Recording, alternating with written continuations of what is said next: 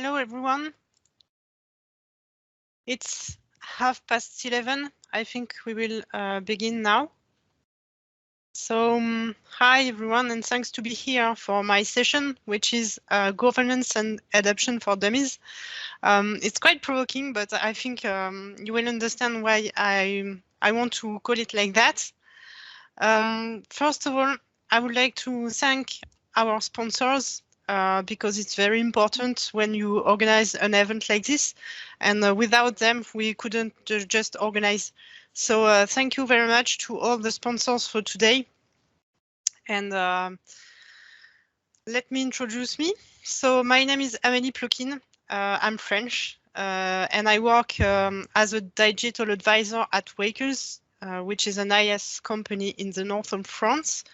I'm quite active on the social networks and mostly on LinkedIn, so you can add me if you want. I have also a profile on Facebook and on Twitter, but I am not very active on those networks, I would say. First of all, when I say governance and adoption for dummies, it's important to understand what are governance and adoption. And I propose you to begin with what is governance. You see some keywords, and we can say that governance is a set of strategies, rules, responsibilities, and processes that guide, direct, control how an organization's businesses and IS teams will work together to achieve their goals. A whole governance model optimizes the organization by optimizing the deployment of the tools and technologies, enhancing protection of your company against security breaches or liability for non-compliance, for example, maximizing the return on investment, your technology investments, including by imposing best practices for content management and information architecture. For me, a governance will need a clear vision, and I will explain what is vision. Define clearly who does what and who decides what, a governance committee, and then define a user experience. If users do not know what to do with solutions, there are many unframed possibilities. They will feel lost and adoption will not happen. So we will lose productivity and efficiency. We will not achieve our project objectives, and we will not optimize our return on investment. Governance sets a framework and gives meaning. We will frame the why, we are going to frame who does what, and we will frame what users will be able to do or not. It's a framework, so it's clear. We don't ask ourselves any question about the use, and we give meanings to the rules. It is to make the user experience crystal clear. It makes things simple. We do not have users on the bench. We do not leave users in the nature. We take you by the hand to have a better use. And the fact of not having to ask too many questions is reassuring for people. Having a good governance also simplifies the life of IS admins. When you do not have, I would say, 1,000 collaborative spaces named tests, it's really, well, when you have 1,000 team named test, it is really complicated. So when you have a naming convention, for example, it is much simpler, faster and comfortable for you to administrate your digital workplace. And governance also is a way to secure companies' data. When you master external shares, it is already having a layer of security on IS. This is reassuring for everyone, IS that is in control, and users who are reassured and confident to work and share documents. Let me go back on the vision. You have to define your why exactly to give sense to the change, and your vision will enable employees to set the value of the new ways of working. It will secure project adhesion and team support, and it will help change management. For example, it can be we want to offer more modern tools to our collaborators. We want offering a digital workplace to employees. We want to capitalize on modern tools, or maybe developing a collaborative work. But be careful to have a vision that will speak to employees. If if it's, sorry, just changing like Lotus Notes for Office 365, it's just a technical reason, and it will not speak to as many people as possible. You will need to define the what's in it for me thing for everyone. And you have to make clear the added value of your project for people who will use it. So you must give a meaning to as many people as possible, and must give the feeling of participating in a business project, being part of a whole or of something very important for the organization. So the vision is key. But you have also to define roles and responsibility. And as I like to recommend, to have a governance committee composed of some businesses. Of course, you will have IS, but you will have also communication, HR, and businesses to share their different goals and different needs. For example, communication will have to position tools within all the communication tools in the organization. Businesses will have cross-collaboration goals.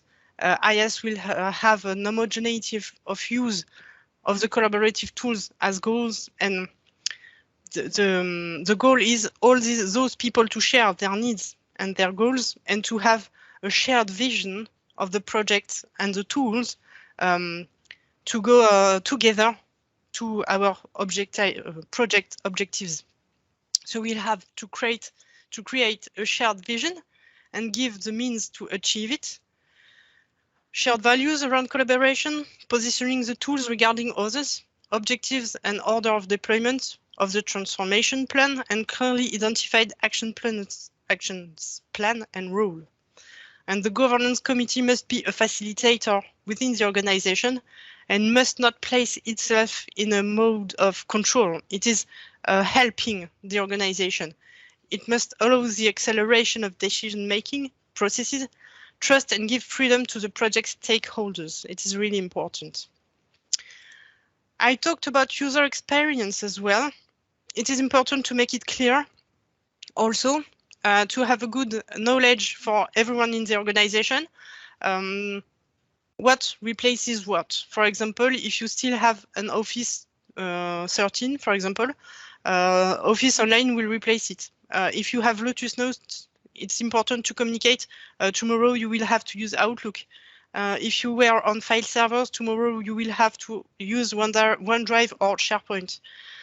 And if you had same time, well, you will have to chat and have video calls in Teams. But it's to make people understand what is the new user experience and what is replacing what. And it's important to communicate this as well.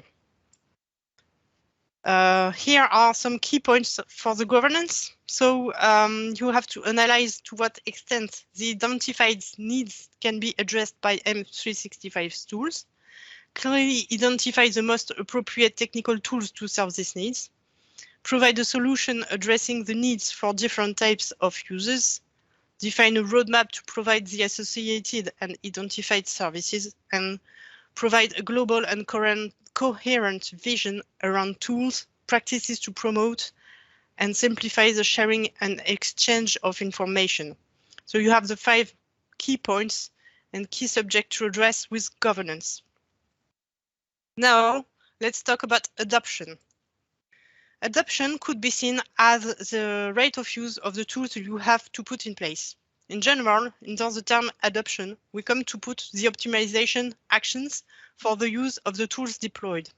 We seek to reach a maximum number of users and also a fluid user experience, seamless, so that the employees anchor the new tools in their habits and use it without wasting time and productivity.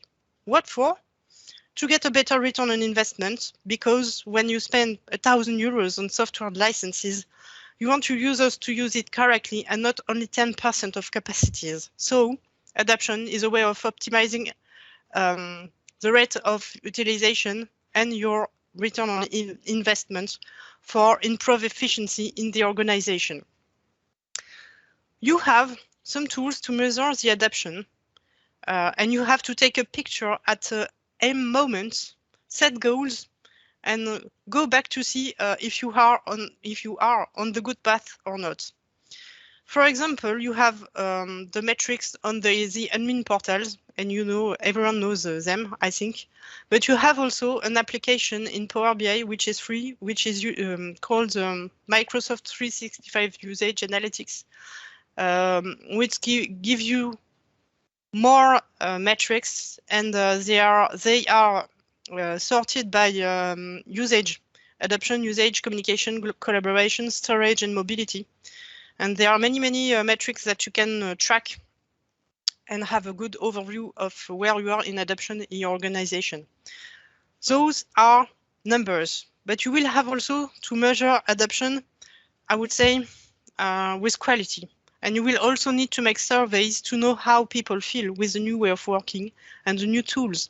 So you can just use the forms quite simply, but you will also need to define evaluation criteria, level of knowledge about tools, put questions to take the temperature of mood of your employees, sorry, to have some feedback, real true feedback, and people saying exactly what they feel about the change. And you will have to put those indicators, metrics, and feedback together to have a good overview of your project and how your change management is taking place, and if it's on the good path or not, sorry. So why and how adoption needs governance? Adoption is a journey and not the destination. It is a journey marked by crucial stages. Governance makes it possible to put in place safeguards to respect the company's constraints, and governance complements the strategies implemented by the IS, overall governance processes. Governance and adoption goes together. If your users do not know what to do with your solutions, there are many possibilities, too much possibilities, and they will feel lost, and adoption will not happen, as I said before. So we will lose productivity, we will not achieve our goals, and we will not optimize our return on investments. For adoption to take place, you need a framework, meaning reassuring elements. In short, it is change management for me. And what governance has to do with that? Governance sets a framework and it gives meaning. And for me, adoption starts with that element. We determine a frame by rules of use, and I am talking here of a functional governance that determines the main rules of use. For example, opening M365 to the outside or not. Do I allow my users to share a document with an external person? Invite an external person to a Teams team? Do I allow my users to create collaborative spaces themselves or not? And if so, in what context? Will there be a request form? Who will validate this request? Will we apply a template, a naming convention? And if answered yes to all these questions, how do I set it up? So it's really important to ask all those questions before. And for me, that's governance, already governance. And it will help people to understand how to behave with all the tools. More questions, for example, how do I determine the life cycle of my collaborative spaces? If so, after how long do we consider that we will maybe close the space, or maybe archive them, or maybe delete them? What do we do? Then all this rule will guide users in what they can do or not. As I said, it's a framework, it's clear. We don't ask ourselves any questions about the use, and we give the meaning to these rules. It's to make the user experience clear. It makes things simple. We don't leave you in nature. We take you by the hand to have a better use of it. And in fact, to let you not having too much questions and be reassured with the tools. It will also simplify the life of IS. As I said, when you have not 1,000 teams named test, it's easier for admin to administrate the digital workplace. And it's a question of security for the company. When you master external shares, you already have a layer of security on your IS. Whether you choose not to open external shares, to open it for a fixed number of days, to create a whitelist to allow only certain domains, this is reassuring for everyone. IS is in control, people are in control, and everything is okay. So that's my vision of governance and adoption. Quite simple, because I could make a session about 1 hour and it's just 20 minutes, and we are quite short in time, but that's it. And if you have any question, let me know in the chat. I would be happy to answer you. Thank you very much.